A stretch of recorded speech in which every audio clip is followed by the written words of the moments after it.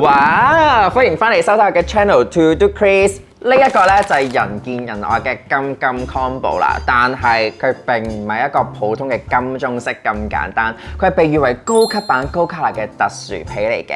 上幾條開箱片咧，我都講咗我零配貨攞咗啲咩袋翻嚟嘅，但係邊有咁好彩？你估我真係完全唔使配貨嘅咩？而呢一個咧就係我人生第一次喺香港行入專門店配翻嚟嘅第一個 Quota Bag 啦。最重點係我用一個極低嘅配備咧帶佢翻屋企嘅。你聽到嘅話，下巴一定跌落嚟。咁究竟我配咗幾多錢，同埋配咗啲乜嘢翻嚟呢？如果想知嘅話，就記得 subscribe 嘅 channel， 撳埋個鐘仔一齊睇埋落去啦。眼你嘅馬迷咧，其實已經估到佢係一隻 Birkin 嘅35嚟嘅。咁究竟佢同高卡拿嘅普皮係有咩分別呢？其實佢係一隻福寶馬鞍皮嚟嘅。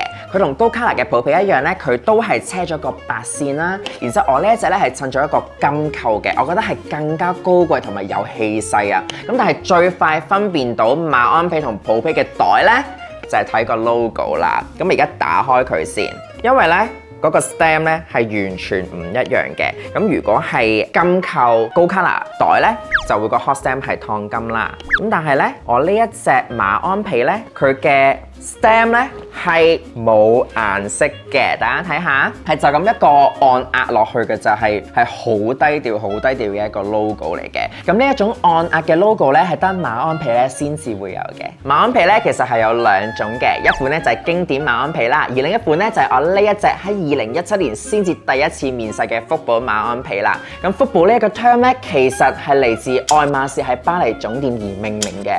可想而知，愛馬仕係幾咁重視呢一隻特別皮啦。佢同經典馬鞍皮咧喺顏色同埋氣味上咧都好相似嘅。我本身咧係一個極中意聞皮味嘅人啦，我仲好記得咧 SA 喺我面前第一次開箱嘅時候咧，我係覺得勁震撼咯，因為咧係成間房咧都係充斥住呢一陣味咯。咁佢嘅味咧係濃烈過咧普皮多好多，所以咧每一次咧拎佢出嚟嘅時候咧都忍唔住要聞下。即使而家過咗2年咧，我覺得陣皮味咧都一樣係咁香嘅。馬鞍皮咧本身係要嚟用做馬術工具嘅，但係由70年代開始咧，愛馬仕就開始將馬鞍皮用喺手袋度啦。咁但係咧製作馬鞍皮嘅過程咧係複雜過普皮好多，工匠咧係需要用一啲好特別嘅燃料，再加9種唔同嘅油咧浸超過5個禮拜咧，先至可以有一張完美嘅馬鞍皮嘅。所以馬鞍皮嘅產品咧係會比普皮貴啲㗎。馬鞍皮咧其實都係牛皮嚟嘅，但係福寶嘅馬鞍皮咧就同 TC 啊、Togo 一樣咧，佢會有啲暗紋啊同埋粒粒嘅，所以佢就比起經典嘅馬鞍皮咧係更加耐磨同埋耐刮嘅。即使你刮花咗有花痕都好咧，佢會識得自我修復嘅。所以即使你整花咗個袋咧，都唔需要太擔心。我哋只要攞一塊好柔軟嘅乾布打圈抹翻佢咧，個花痕就會自動消失㗎啦。馬鞍皮咧其實就唔係話太怕水嘅，咁當然啦，如果落大雨我都唔建議大家攞出街啦。但係起碼佢唔會好似 box 皮咁咧，一掂水就會起水泡先啦，係咪？我試過帶佢出街淋過雨啦，我啱啱講嘢我又噴好多口水落去個袋度啦。其實放翻喺通風嘅位置咧，吹一陣咧就會乾翻，就會冇水印㗎啦。為咗呢一條片，我決定犧牲我自己呢一個袋，我哋噴濕佢，計下時，睇下究竟馬鞍皮濕咗之後要幾耐先至可以乾翻，同埋會唔會真係冇水印呢？真係好驚，可唔可以唔好拍呢一拍？但係我有呢個冒險同埋實驗嘅精神，我想證明俾大家睇咧，馬鞍皮係值得貴個普皮嗰個價錢嘅。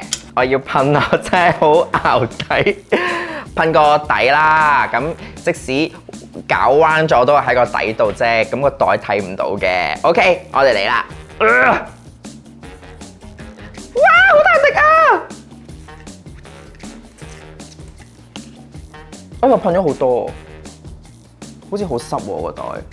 我而家咧已經見到個袋咧一笪笪深色咗啦，所以我而家就開始計時，究竟幾耐咧馬鞍皮先至會恢復原狀啦。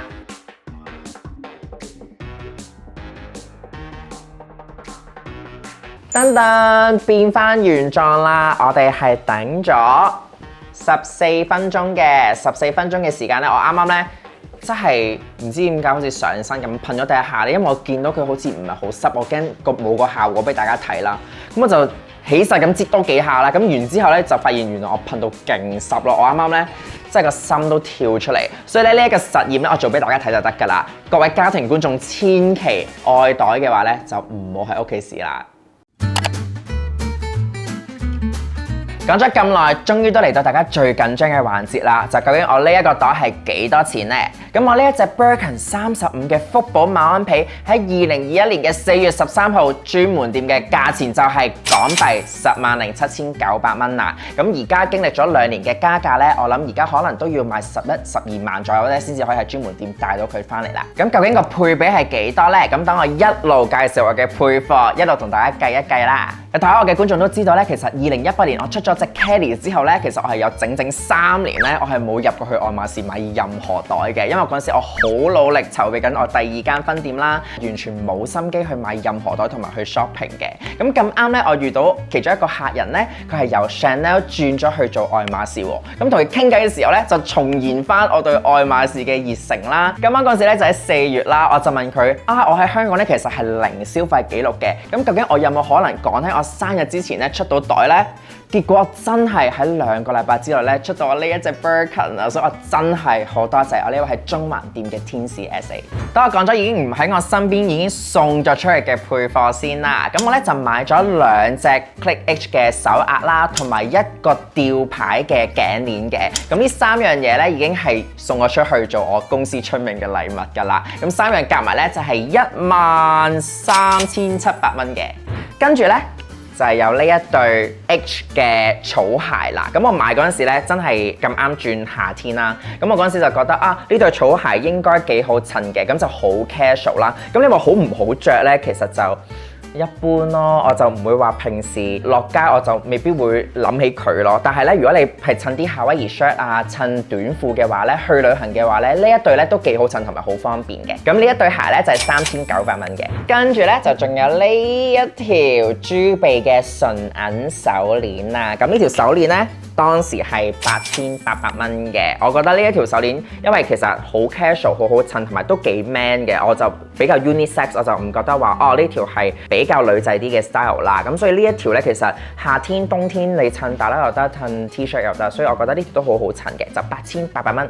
跟住咧就我而家戴緊嘅貴金屬戒指啦。咁呢個咧就係窩釘形狀，咁因為佢係金嚟嘅，咁所以咧佢就比起銀嘅飾物咧會貴啲，咁佢就係9700蚊嘅。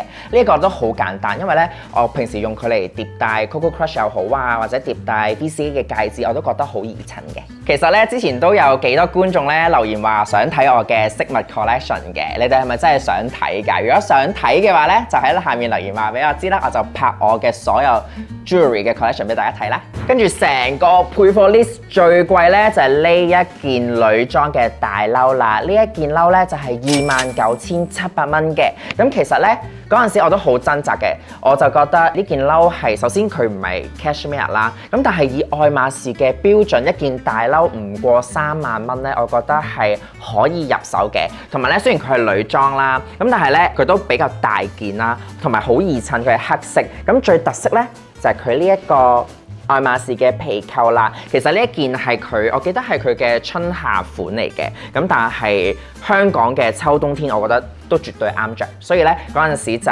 好啦，把心一橫就決定揀咗佢做配貨啦。你以為仲有其他配貨啊？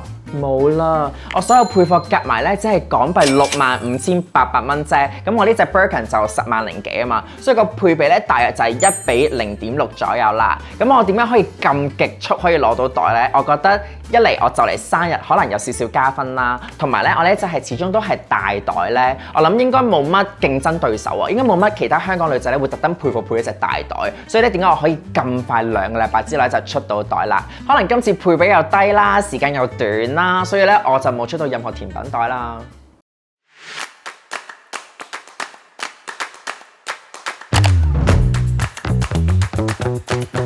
Birkin 對我嚟講咧就 casual 過 Kelly 好多嘅，所以襯起衫上嚟咧都易啲㗎。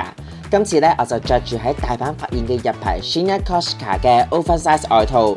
雖然咧佢就比較花啲，但係咧入面着翻素色啲咧，拎埋 Birkin 都唔會太過浮誇嘅。打開佢咧就更加隨性啦。換一換件褸咧就有第2個 feel 㗎啦。我就着翻當時配呢隻 Birkin 嘅 MS 黑色長褸先。件褸咧係女裝 cutting 嚟嘅，所以咧就會貼身啲，成個 look 咧即刻斯文咗。拎住馬鞍皮嘅 Birkin 就多咗種知性味，黑襯啡就實冇錯啦。